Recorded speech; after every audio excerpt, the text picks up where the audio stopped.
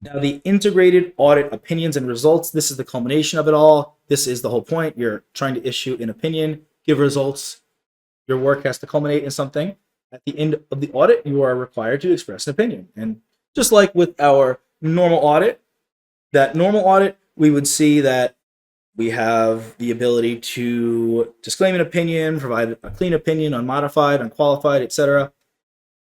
The report on the integrated audit must include each of these statements. We want to state that the auditor believes the audit provides a reasonable basis for the opinion.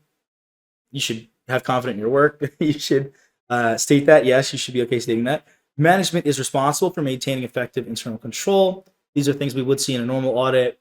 Now, internal control over financial reporting includes policies and procedures regarding the ability to report financial data consistent with management assertions.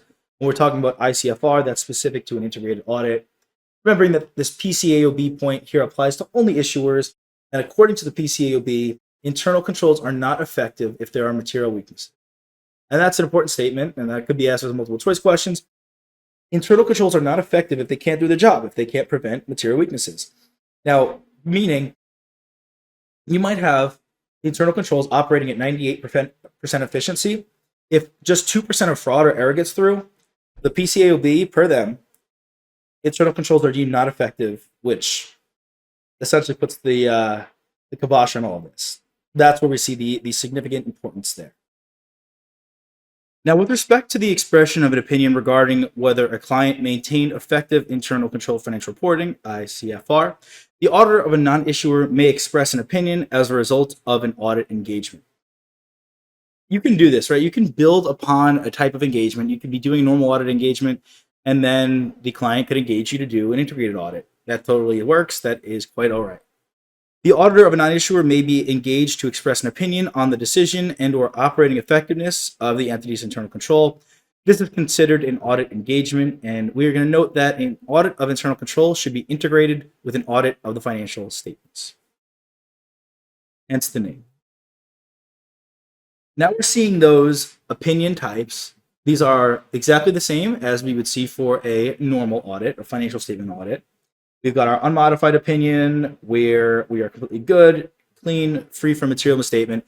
Our qualified opinion, we have a material scope limitation. Usually that's the issue. Adverse opinion is the worst. It's pervasive, significant material misstatement, departure from GAAP.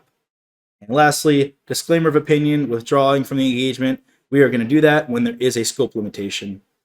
We saw this prior. We'll see this again. See these types of opinions. We've got a whole lesson on them as well. Hey there! Are you ready to not only pass your CPA exams, but truly understand and enjoy the material while studying?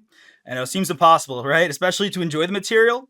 We'll do it together. Tap into the power of CPA.Examprep.ai, where we've got personalized quizzes, multiple choice questions, memorization guides, flashcards, simulations, all tailored to your learning.